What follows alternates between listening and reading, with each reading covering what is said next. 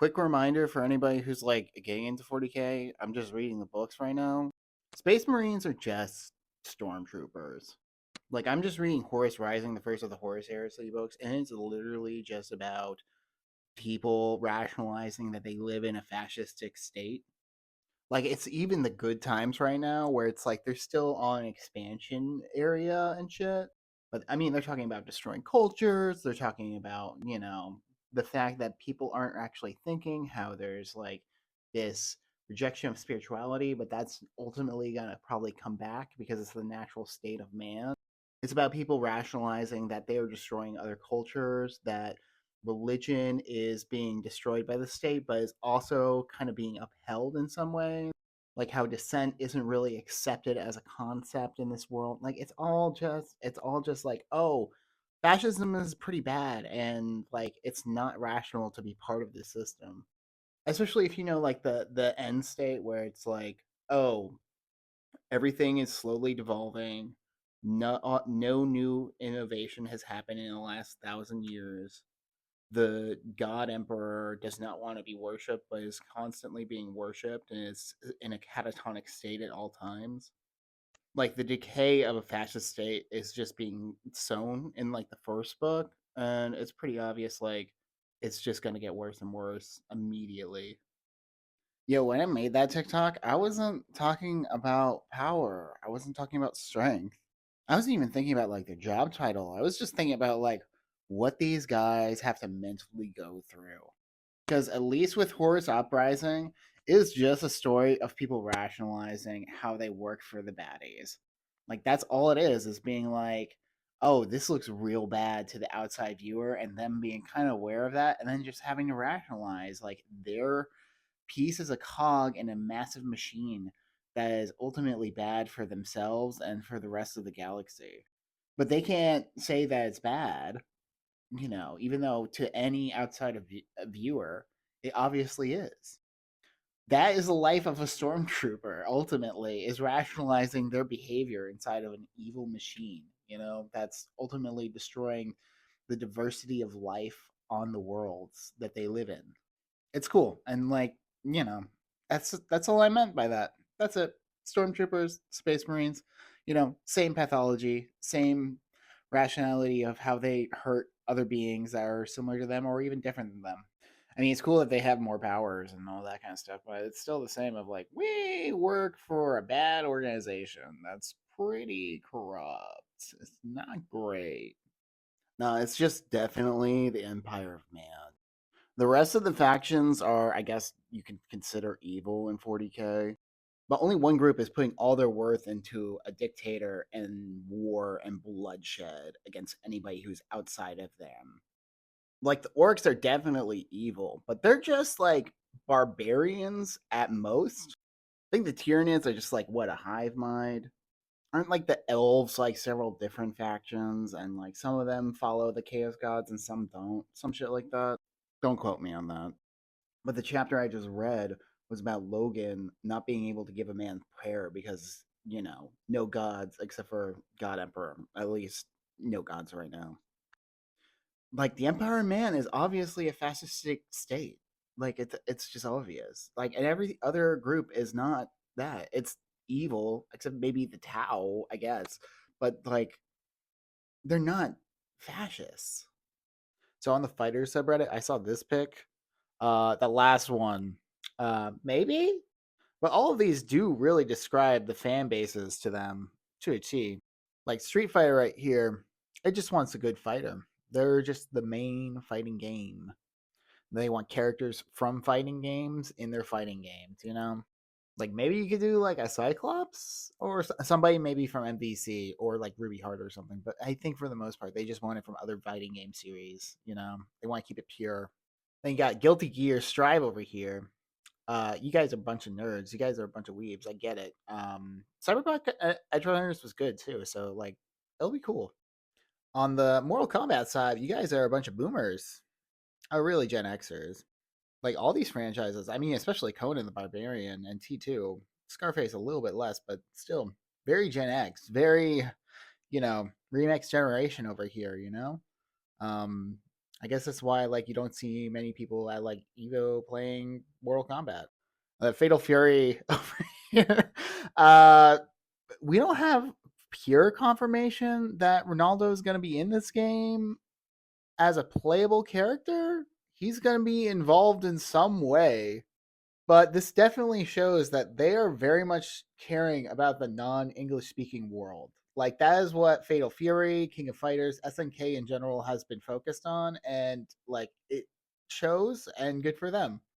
We should start explaining quantum physics through reality TV, because I just saw a show called Couples Therapy, and let me tell you, observation is definitely changing the outcome of that. There's just a public and private face of things, and atoms are the same way. I guess I don't know. I'm not a scientist. Spoilers for the Tekken DLC story. If you haven't played it, it's fun. It's fun stuff. Now I gotta ask, the plan to keep the world in balance and not give a maniacal supervillain the most powerful attack, relying on that man's CTE from all the headbutts he's done throughout the years. I don't know if that was a great plan. I don't know what the meeting was. I don't know if like Lydia and Eddie had like a little conversation about that when the monks were just hanging out, but not great, guys. Like I get the Tekken monks might not understand, you know, the complications when it comes to brain injury and like how memory and all that works out. But Lydia should have like an idea. Eddie should have a little bit of idea. Yoshimitsu, who the fuck knows? But Lydia should have been like, that's gonna work. That's gonna not make him go full blown crazy. She's still the coolest though. So she's got that going for her. She's still the coolest. So with the DLC storyline for season 1 being done and us getting one more character, I think it's safe to say we're probably getting a guest character for Tekken 8. So let's just speculate it. The only thing we know is it has this like orange yellow tint. I think it's more orange, but like it's hard to tell. So either one of these motherfuckers, this is like an easy slam dunk. This could be the safest option I feel for a guest character. I would prefer Goku, but that's just my taste. Now, what I really want, and it would make sense, most of the DLC characters from 7 were villains. Dio Brando, man, this guy could be really fun. You could do a lot of weird time, warpy bullshit, vampire power shit. It'd be cool. Yo, Pokecan, it would be out of left field. It's orange and yellow, Just saying. And then finally, Jack, because we had Negan last time. Anything can happen. Shaq would be cool. It's a world where kangaroos had an affair with a velociraptor, where Jeffrey Dean Morgan fights an anime twink from Final Fantasy, where 2 different bears just are easily able to communicate through growls to everyone else. Everyone speaks their native language. There's no question of this. They fight the devil and have devil powers themselves. One character coming from the dead, and he doesn't, spoilers, he doesn't even come back from the dead. That's shocking about this series. Look, for all we know, Alexander the Great will be the next guest character, okay? Like the series is Looney Tunes sometimes, okay? We got, come on. If Tekken is your waifu simulator, that's fine, but can we make it egalitarian? Because this and this are not equivalent. So for the most part, most of the costumes have been the equivalent level of horniness. Like this is similar to the other one. This pretty close to this. But now the boys are rocking a full Grim Reaper outfit. Like you don't even see the character. It's completely covered by this Grim Reaper outfit. It looks so cool. And girls get this? I don't need this. I don't need to play as Morgana. Like why? At the very least, honestly, just let the boys dress up like this. I don't need this. Let me dress up as the Grim Reaper as a girl. Like that's, come on. That's all I want. Like I'm not gonna buy this. I'm just no. I'm not gonna. No, I would not. No. I bought the bikini one because that like made sense with my characters, and like that's fine. But like this is absurd. Like I just I can't. Penguin ain't The Sopranos. I've seen a lot of discourse comparing The Penguin to The Sopranos, The Wire, in the sense of being big, character driven HBO shows. And within that discourse, there is the nugget saying, like, well, this is a show that can only exist because of IP, and that's these shows, The Sopranos, Boardwalk Empire, are going to go away unless they're connected to an IP.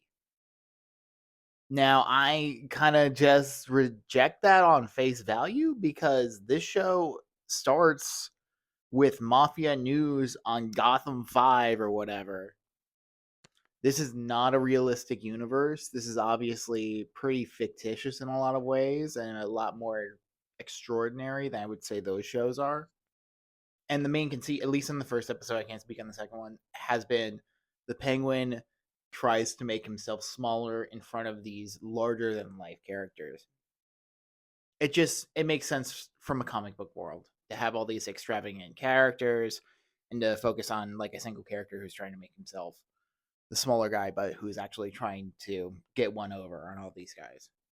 They're just not really like they're similar in vibes, but these are two like very different things, and it's pretty self-evident that the Penguin is like a different thing than the normal typical HBO show. Look, again, this ain't The Sopranos. Penguin is comic books, not even superheroes. It is just comic books. Just look at the set locations for just a sec. I know that's from the movie, but that apartment is not anything like The Sopranos. The makeup before the Penguin character itself is like so amazing, like genuinely amazing. Like more than people would like to admit, that's a big part of why this show exists. I think comparing the Penguin too to Tony Soprano doesn't even do justice to Tony Soprano. Tony is more than just a guy from Jersey. Like he's so much more than that. He's a really complex character. And the Penguin is made to be much more subdued, like than even like Tony is. He has very short bursts of anger, like Tony does, but that's about it. Tony has already ascended the ranks. The Penguin is starting. How they talk to their superiors, like the distinction between Tony talking to Junior and then the Penguin talking to his superiors is like pretty significantly different. So yeah, these shows just aren't the same. They're not the same. And to complain about like the stylistic choices of this, it's like, dude, this is just comic books. This is DC, Batman: The Long Halloween, which is gonna be like the next movie anyway. Batman Hush, like this is just Batman stuff, man. It's just this is Batman. This is the Batman world.